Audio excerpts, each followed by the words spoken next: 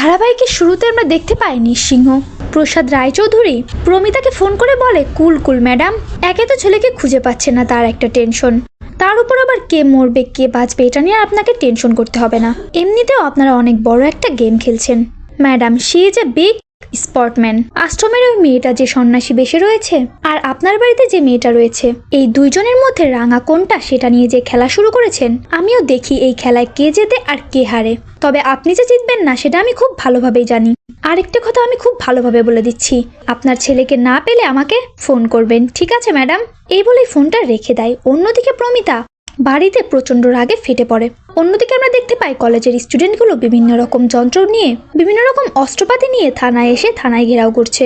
তখন junior officer সত্যজিৎকে phone করে জানায় যে স্যার, কলেজের প্রতিটা স্টুডেন্ট থানায় ঘেরাও করে ফেলেছে, এখন আমরা কি করব? খুব দ্রুত বলেন। ওরা কিছুতেই থামছে না। কিছুক্ষণ পরেই কলেজের স্টুডেন্টদের প্রত্যেকের ফোনে তাদের বাড়ি থেকে কল আসে। কারোর বাবা মা ভাই বোন ফোন করে বলে তাদের বাড়িতে ফিরে যেতে। অন্যদিকে রাঙা একটা স্টুডেন্টকে বলে, তোরা কলেজে গেছিস লেখাপড়া করে দেশের মুখ উজ্জ্বল করতে, তবে তোরা সেটা না করে দেশের শত্রু বাড়াচ্ছিস। বাড়িতে তোর অসুস্থ মা, বৃদ্ধ বাবা, একটা বোন, তাদের জন্য কি তোদের একটু দয়া মায়া হচ্ছে না? তোর বাবা মা তোকে এত কষ্ট করে শহরে পাঠিয়েছে লেখাপড়া করার জন্য, সেটা না করে তোরা বিভিন্ন জায়গায় গিয়ে আগুন লাগাচ্ছিস। যেখানে আছিস সেখান থেকে সমস্ত অশান্তির জিনিসপত্র নিয়ে ভাইকে নিয়ে ওখান থেকে কেটে পড়, তা না হলে কিন্তু তোদের জীবন আর তোদের বাড়ির লোকেদের জীবন অশান্তিতে ভরে উঠবে। রাঙার এসব কথা শুনে ছেলেটা বলে ওঠে, আপনি কে সেটা কেন বলছেন না? পরক্ষণে রাঙা বলে ওঠে, ধরে নে না, তোদের মা বোনদের মতো আমিও একজন সাধারণ মানুষ, যে শপথ নিয়েছে তোদের মতো অন্যায় পথে চলে যাওয়া ছেলে মেয়েদের সৎ পথে ফিরিয়ে আনার। তোরা ঠিক কি মনে করেছিস দেশে আইন কানুন প্রশাসন বলতে কিছুই নেই? তোরা যা ভাববি তাই করবি?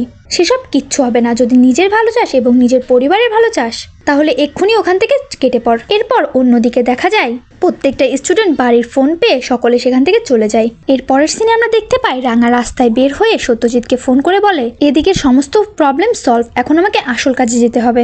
আমার বিশ্বাস নৃসিংহ প্রতাপ রায়চৌধুরী আজ অনেকেই কার কাছে আছে সেটা জানার জন্য লোক পাঠাবে, তবে এটা আমি কিছুতেই হতে দেব না। এদিকে সত্যজিতের মুখে একলব্য হারিয়ে যাওয়ার কথা শুনে রাঙা বলে, তুই ওদিকটা সামলা, আর একলব্য বসুকে খোঁজার দায়িত্ব আমার। আমি ঠিক একলব্য বসুকে খুঁজে বের করবই। অন্যদিকে আমরা বসুকুঠির বাড়িতে দেখতে পাই বৃন্দার নৃসিংহ প্রতাপ রায়চৌধুরীর সঙ্গে দেখা করার জন্য ঘর থেকে বের হবে। ঠিক তখনই সভ্য এসে বলে, কি ব্যাপার, তুমি এত সেজেগুজে কোথায় যাচ্ছ? আগে আমাকে বলে যাও যে আমার ভাই কোথায়, আমার ভাইকে তোমরা কোথায় লুকিয়ে রেখেছো? বৃন্দা তখন বলে, তোমার ভাই কোথায় আছে সেটা আমি কি করে বলবো? তোমার ভাই কি আমার কথা শুনে চলে? আমি জানি না তোমার ভাই কোথায় আছে। এদিকে সভ্য জোরে জোরে চিৎকার চেঁচামেচি করতে থাকে আর বলতে থাকে, আমি জানি তোমার পোষা গুন্ডাগুলো আমার ভাইকে কিডন্যাপ করেছে। তুমি আগে শ্যামের গার্লফ্রেন্ড হয়ে এসব আজে বাজে কাজ করেছ, আর এখন নৃসিংহ প্রতাপ রায়চৌধুরীর সঙ্গে হাত মিলিয়ে আমার ভাইকে কিডন্যাপ করিয়েছো। সত্যিটা বলো, আমার ভাই এখন কোথায়? এদিকে সভ্যর চিৎকার চেঁচামেচি শুনে অঙ্কুর ছুটে এসে দরজা ধাক্কাতে থাকে আর বলতে থাকে, বড়দা ভাই দরজা খোল, কি হয়েছে? এত চিৎকার চেঁচামেচি কেন করছিস?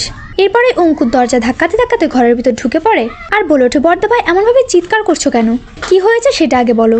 সভ্য তখন বলে, একলব্যকে কিডন্যাপ করিয়েছে এই বৃন্দা, তবে বৃন্দা সত্যিটা বলছে না যে আমার ভাই কোথায় রয়েছে। পাঞ্চালি তখন বলে, তুই কেন শুধু শুধু বড় বৌদির উপর প্রেশার ক্রিয়েট করছিস? বাড়িতে মা, সত্যজিৎ সকলে নিজে নিজে যা করার করছে, কিন্তু আমাদেরকে কিছুই বলছে না। রাঙাও কোথায় আছে আমাদেরকে বলছে না, শুধু শুধু বড় বৌদিকে চাপ দিয়ে কি হবে? এদিকে বৃন্দার ফোনে নৃসিংহ রায়চৌধুরী ফোন দিলে সভ্য বলে ফোনটা রিসিভ করে স্পিকারে দেবে। বৃন্দা তখন বলে, আমার বিজনেসের ব্যাপারে আমি কারোর সামনে কথা বলতে পারবো না। পরবর্তীতে সভ্য ফোনটা রিসিভ করে স্পিকারে দিলে অপর পাশ থেকে নৃসিংহ বলে ওঠে, ফোনটা রিসিভ করতে কত সময় লাগে? এভাবে আমাকে দেয়ালে কোণঠাসা করে তুমি বাড়িতে আরামসে বসে আছো? দ্রুত বাড়ি থেকে বের হয়ে আমার বাড়িতে এসো, অনেক ইম্পর্টেন্ট কথা রয়েছে, তাড়াতাড়ি এসো। পরের সিনে আমরা দেখতে পাই অনেক ঝগড়াঝাটির পরে বৃন্দা বাড়ি থেকে বের হয়ে যায় আর বের হয়ে নৃসিংহ প্রতাপ রায়চৌধুরীর বাড়িতে চলে যায়। নৃসিংহ প্রতাপ রায়চৌধুরী বৃন্দাকে বলে, এভাবে চলতে থাকলে সব কিন্তু শেষ হয়ে যাবে। তোমাকে আমি একটা কাজ দিয়েছিলাম, সেটা কি সম্পূর্ণ করতে পেরেছো? বৃন্দা তখন বলে, আপনি যে কাজটা দিয়েছিলেন সেই কাজটা আমি করেছি, তবে আমার কাছে একটা খবর এসেছে, হোমের মেয়েটা ওখানে ছিল কিন্তু এখন আর সেখানে নেই। এদিকে নৃসিংহ প্রতাপ রায়চৌধুরী বলে ওঠে, আমি যতগুলো কলেজের স্টুডেন্টের হাতে অস্ত্র পৌঁছে দিয়েছিলাম, প্রতিটা স্টুডেন্টদের বাড়িতে গিয়ে তাদেরকে ব্ল্যাকমেল করা হয়েছে, আর যে ব্ল্যাকমেল করেছে সে পুরো কালো পোশাকে আবৃত ছিল আর কালো কাপড় দিয়ে তার মুখটাও ঢাকা ছিল। এমন কথা শুনে বৃন্দা বলে ওঠে, তাহলে ওই মেয়েটি হোমের ওই মেয়েটি নয় তো? পরক্ষণে আমরা দেখতে পাই রাঙা তার তীর ধনুকের সামনে ইনায়াকে নিয়ে বলে, তোরা অনেক অন্যায় করেছিস, তোদের সমস্ত অন্যায়ের ফল আজকে পেতেই হবে। ইনায়েত তীর ধনুক দেখে ভয়ে পুরো কাঁপতে থাকে। অন্যদিকে নৃসিংহ, প্রতাপ রায়চৌধুরী এবং বিন্দা দুজনেই খুব ঘাবড়ে যায়। শেষ পর্যায়ে রাঙা বলে ওঠে, আপনাদেরকে দেখে তো মনে হচ্ছে আপনারা ধোঁয়াশার মধ্যে পড়ে রয়েছেন। আমাকে দেখে কি আপনারা কনফিউশনে পড়ে গেলেন? তবে টেনশন করবেন না, আপনাদের সব কনফিউশন এবং প্রশ্নের উত্তর আমি খুব শীঘ্রই দিয়ে দেব। তো বন্ধুরা, রাঙামতি তীরন্দাজ গল্পের তীরন্দাজ ধারাবাহিকের আজকের পর্বটি তোমাদের ঠিক কেমন লেগেছে এবং পরবর্তী সকল পর্বের আপডেট সকলের আগে পেতে হলে অবশ্যই আমাদের চ্যানেলটিতে সাবস্ক্রাইব করতে একদমই ভুলো না।